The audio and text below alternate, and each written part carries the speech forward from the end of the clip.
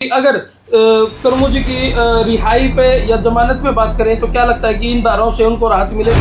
नहीं है, ये बेल एप्लीकेशन पे आर्ग्यूमेंट थी। जो हमारी जो जमानत हमने लगाई थी उसके ऊपर क्या थी, जज साहब के सामने हमने ऑनरेबल कोर्ट के सामने अपनी जो आर्ग्यूमेंट्स उनको एडवांस किया था। तो भाई बड़ी खबर के साथ मैं तारा भाई विकी जुड़ गया हूँ। तो भाई इस बात में कोई तरह नहीं है कि भाई जो देसी पत्रकार कर्मू जी हैं उनके ऊपर बड़ी बड़ी धाराएं लग रही हैं और उनके दोनों वकील हमारे साथ मौजूद हैं। आज की जो खास मुलाकात उनमें हम पूछेंगे कि आज इनकी मुलाकात कैसी रही। तो सर एक बार तो सारे दर्शकों ने राम राम कर दो। राम राम जी।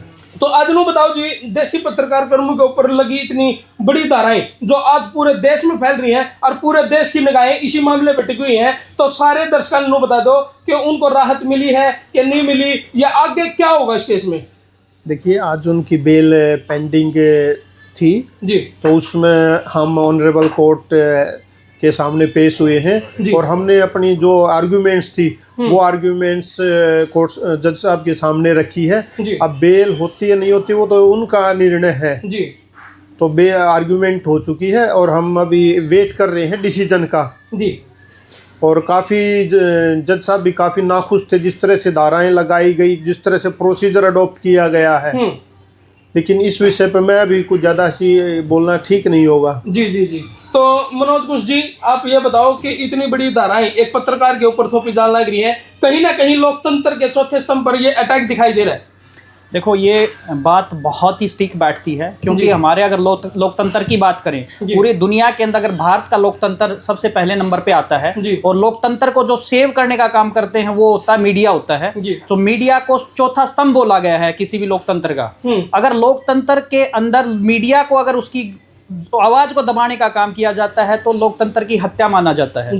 लेकिन अब मैं आपको बता दूं, जो ये मुद्दा है ये बड़ा ही चर्चित मुद्दा है और आज के दिन बर्निंग इश्यूज है। क्योंकि अगर बात करें हरियाणा की बात, तो हरियाणा के हर बच्चे की जुबान पे, पूरे भारत में हर बच्चे की जुबान पे जो ये कर्मू वाला मुद्दा था और इसका सिर्फ जो कनेक्शन था वो स्पेशली क्या चीज था कि पत्रकारों की आवाज को किस हिसाब से दबाया जाए। तो उसी सिलसिले में ये FIR लॉन्च हुई थी और ये FIR आज जन क्रांति का रूप ले चुकी है। क्यों हर बंदे की जुबान पे जब हम आर्ग्यूमेंट करने भी गए तो बहुत सारे ऐसे बंदे थे जो हमारे से बार बार पूछ रहे थे कि ये मुद्दा क्या है, किस हिसाब से पुलिस ने इनके ऊपर जो ये सेक्शंस बड़ी बड़ी धाराएं लगा के इनको अंदर कर दिया गया है।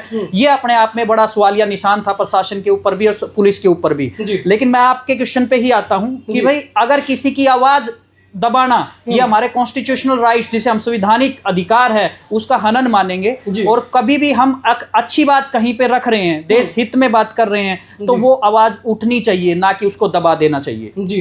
तो आज की जो आपकी मुलाकात रही है उसके हिसाब से क्या लगता है कि अगर कर्मू जी की रिहाई पे या जमानत पे बात करें तो क्या लगता है कि इन धाराओं से उनको राहत मिलेगी? देखो, मैं आपको क्लियर कर देता हूं, हमारी ये मुलाकात नहीं है, ये बेल एप्लीकेशन पे आर्ग्यूमेंट थी। जो हमारी जो जमानत हमने लगाई थी उसके ऊपर क्या थी, जज साहब के सामने हमने ऑनरेबल कोर्ट के सामने अपनी जो आर्ग्यूमेंट्स उनको एडवांस किया था और उसमें हमने ऑलरेडी बताया कि जो FIR लॉन्च हुई है किस किस हिसाब से हुई है, वो कंटेंट क्या थे, हमारे ऊपर वो बनता है या नहीं बनता, जो दलील होती है या आर्ग्यूमेंट्स है, हमने क्या चीज है ऑनरेबल कोर्ट के सामने रखी। और जनाब कोर्ट ने हमारे को न्याय दिलाने के लिए जो एक स्पेशल प्रोसीजर होता है या प्रॉपर प्रोसीजर है वो अडॉप्ट किया और हमें पूरी उम्मीद है, उम्मीद ही नहीं आप इस चीज को देख भी पाएंगे कि भी हमारी बात को इतने अच्छे तरीके से रखा गया। और रही बात इन्वेस्टिगेटिंग एजेंसी से भी क्वेश्चन किए गए कि भी ये धाराएं आपने किस आधार पे लगाई थी, क्या इनका आधार था और किस हिसाब से जांच में इसके हिसाब से आपने पाया कि ये धारा लगनी चाहिए थी, नहीं लगनी चाहिए थी, या सिर्फ मुद्दा बना के या मुद्दे को दबाने का काम किया। ये सारे क्वेश्चन क्या थे ऑनरेबल कोर्ट के सामने से आए थे, जिससे कि हमारे को ये लगता है कि भाई हमारे को न्याय मिलना निश्चित है।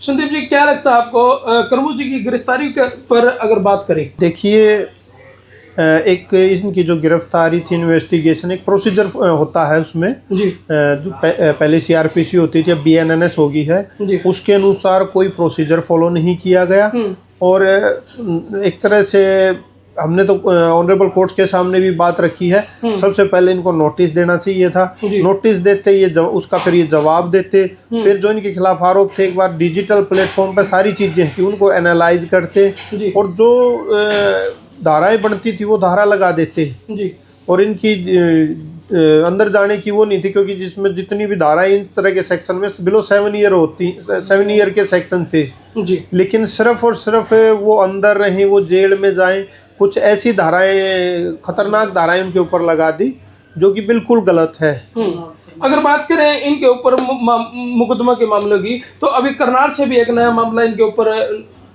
मुकदमा जो है वो दर्ज हुआ है, और उसमें भी कहीं ना कहीं ये दिखाया जा रहा है कि इन्होंने सरकारी काम में बाधा दिखाई जा रही है। देखिए, ये पत्रकार हैं जी, और पत्रकार का एक दायित्व होता है, एक धर्म होता है, जो ग्राउंड पर जो घटनाएं घट रही हैं वो लोगों के सामने लाना जी, सरकार के समक्ष, सरकार की नॉलेज में लाना।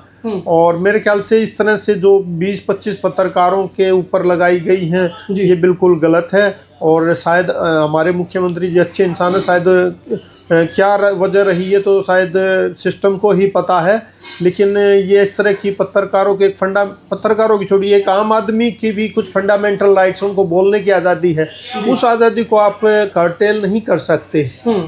और अगर बाई चांस कोई लाइन क्रॉस कर गया, उसको आप नोटिस देंगे, उससे पूछेंगे, उसका जवाब लेंगे।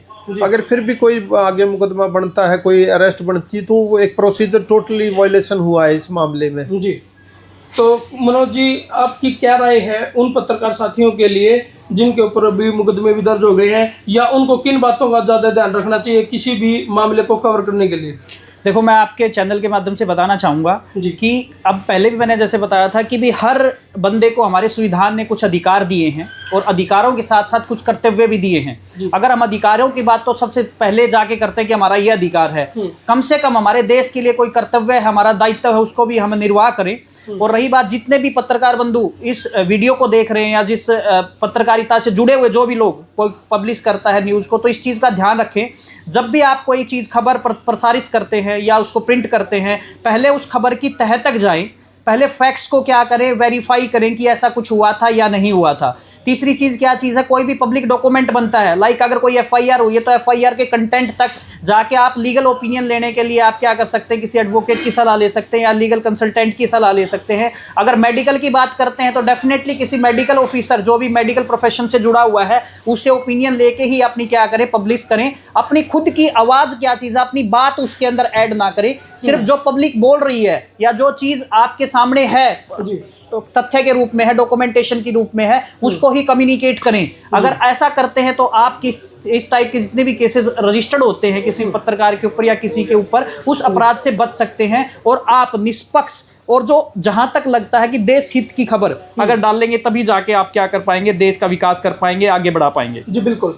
तो भाई, इंसाफ की आवाज के लिए आपकी क्या राय है वो कमेंट बॉक्स में जरूर दे दी, और इस वीडियो कर दो जी, लाके शेयर कर दो भाई, शेयर।